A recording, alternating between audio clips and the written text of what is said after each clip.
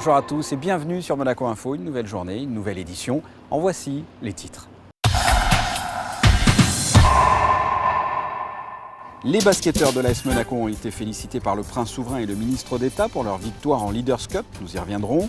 Le professeur Denis Allemand vient d'être honoré, le directeur du centre scientifique de Monaco a été fait officier de l'ordre des Palmes académiques. Le musée naval de Monaco présente une exposition, la marine et l'aviation dans les conflits mondiaux du XXe siècle. Et enfin, le Rocher dispose dorénavant de 2 nouveaux emplacements poubelles situés près des remparts et de la cathédrale. Nous débutons donc ce journal avec la Roca Team reçue au ministère d'État. Les basketteurs, le staff et les dirigeants ont été félicités par le prince souverain et le ministre d'État, Serge Tell, pour leur victoire en Leaders Cup dimanche. Émilie Rousseau et David Bernardi étaient présents. Voyez le reportage. C'est l'histoire d'un club qui joue encore en National 2 en 2011. Un club qui 4 ans plus tard devient champion de France de Pro B et qui est actuellement co-leader de Pro A. En peu de temps et avec quelques remaniements, l'AS Monaco Basket a connu une ascension fulgurante. Dernier exploit en date, sa victoire en finale de la Leaders Cup face à Chalon. Un trophée inattendu, un trophée historique, car il s'agit du premier titre de la Roca Team en Pro A. Il était donc tout naturel que cette performance soit honorée en principauté. C'est une superbe performance qu'il faut saluer, ce que nous avons voulu faire ce soir ici au ministère d'État.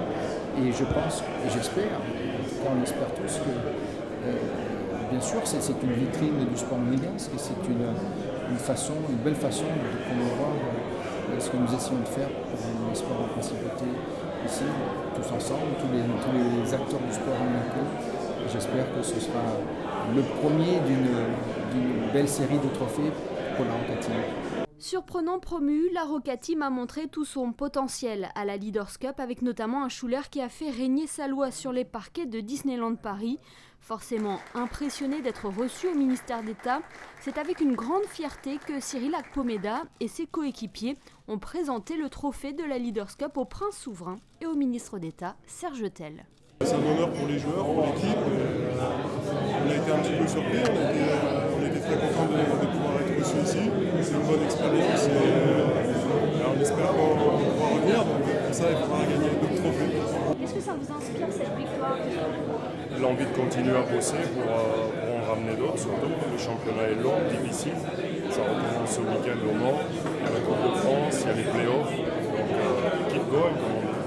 C'est un vrai honneur pour nous d'être ici et rencontrer le prince en personne, pouvoir lui serrer la main et même lui parler. C'était inattendu et c'est un vrai honneur. Et j'imagine fier de montrer ce trophée de la Leaders Cup. Évidemment très fier et je pense que c'est des moments qu'on risque de jamais oublier. Ce titre à la Leaders Cup est donc la preuve que le basket monte en puissance en principauté. Ce n'est pas terminé car la Roca Team est toujours en course en Coupe de France et espère secrètement un titre de champion de France de Pro A. Vous avez pu voir le prince souverain féliciter les joueurs de basket, le prince Albert II qui a assisté également à la remise des palmes académiques du directeur du centre scientifique. Le professeur Denis Allemand a été fait officier. Reportage de Patricia Navarro, Horatio Gaggino et Eric Pocoy. Elles viennent récompenser des universitaires renommés, des hommes et des femmes ayant contribué au rayonnement culturel de la France et dans ce cas très précis, ayant contribué au rayonnement scientifique. Le professeur Denis Allemand vient d'être élevé au rang d'officier dans l'ordre des Palmes académiques. Cette distinction souligne une carrière aux facettes multiples pour ce natif de la principauté. Les Palmes académiques, ce n'est pas seulement la décoration qui vient honorer, ce qui est tout à fait juste et estimable, mais un professeur après 20 ans de carrière ou 30 ans de carrière. Ça vise aussi à reconnaître les mérites d'un esprit curieux, ouvert et qui sait partager. Et pour moi, quand je suis venu ici visiter les laboratoires, surtout tout le département de recherche corallienne, parce que ça c'était mes souvenirs du Pacifique, je me suis dit mais au fond c'est une excellente illustration, il est l'illustration vivante de ces relations entre la France et Monaco, et en tant qu'ambassadeur de France, c'est évidemment ça qui m'intéresse, de relations entre la France et Monaco dans tous les domaines, et en particulier dans les domaines de l'excellence. Le professeur Denis Allemand est né à Monaco, mais il a effectué ses études en France, à Montpellier notamment, où il a été major de promotion lors de l'obtention de son DEA. C'est ensuite à l'université de Nice Sophia Antipolis qu'il a exercé, avant de rejoindre la Principauté, où il occupe depuis le début des années 2000 la direction du centre scientifique, qui a connu un essor très important au cours des dernières années. C'est vrai que pour un chercheur monégasque, même si j'ai fait une partie de ma carrière en France, c'est une grande fierté d'avoir cette récompense importante du gouvernement français.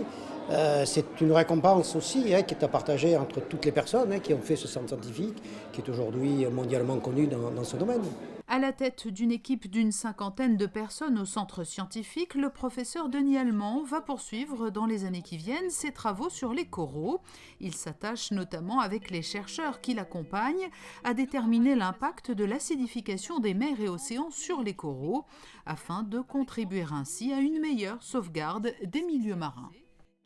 Le reste de l'actualité, en bref. Les membres de la Jeune Chambre économique de Monaco se sont réunis au Fairmont pour leur traditionnelle passation de pouvoir.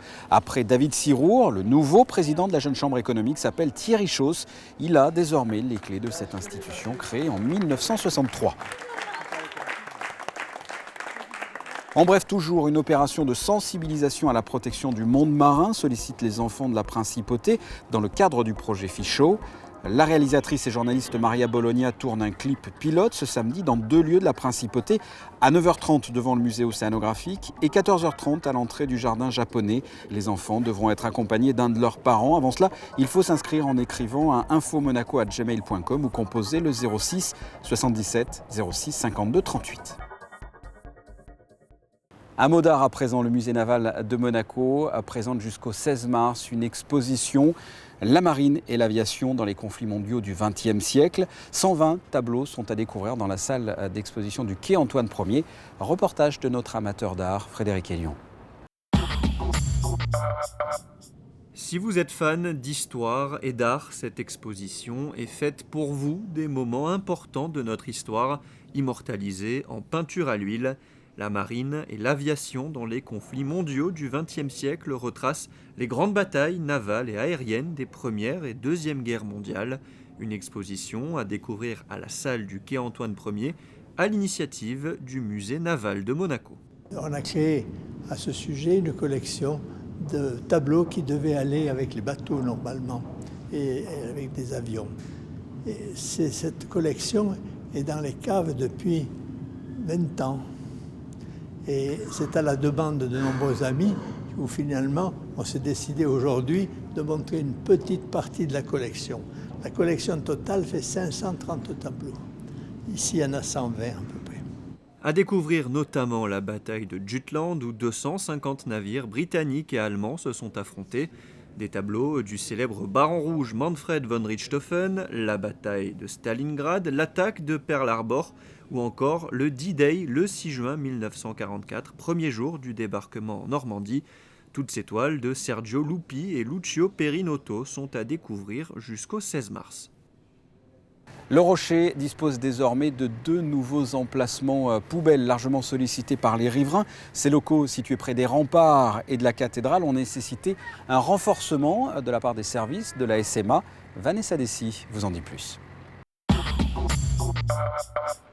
C'est une réelle amélioration pour Monaco-Ville. Afin de faciliter la collecte des déchets, 2 emplacements poubelles sont désormais disponibles sur le Rocher. La direction de l'aménagement urbain et la société monégasque d'assainissement ont mené conjointement une longue réflexion l'an dernier. Cette réflexion a été menée parce que tout simplement nous avons un espace assez ancien avec des rues étroites, exiguës et où les bennes de collecte des ordures ménagères ne peuvent pas passer. Donc la collecte en porte-à-porte n'est pas possible. Il a fallu faire 2 locaux pour pouvoir permettre aux usagers d'accéder aux locaux poubelles et avoir une collecte donc sur la périphérie. Ces locaux ont nécessité un renforcement du service de collecte par la SMA. Ils seront très prochainement équipés de bacs de tri ainsi que d'un compacteur pour carton. De plus, des serrures magnétiques ont été installées afin de limiter l'accès. Les badges, donc effectivement, ont été distribués pour pouvoir permettre aux usagers d'avoir une priorité sur l'utilisation des locaux. Ils sont petits. Nous n'avons pas beaucoup de place pour en faire de plus grands ou de supplémentaires.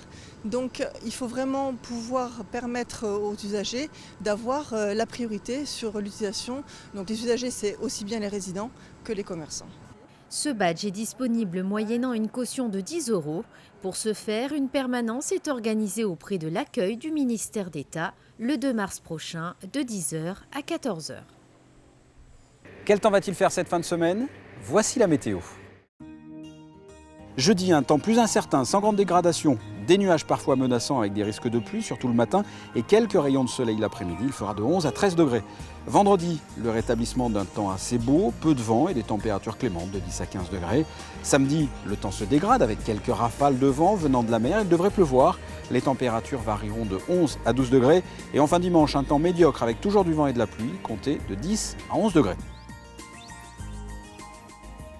Ce journal est terminé. Merci de votre fidélité. La suite de vos programmes sur Monaco Info. À très bientôt. Au revoir.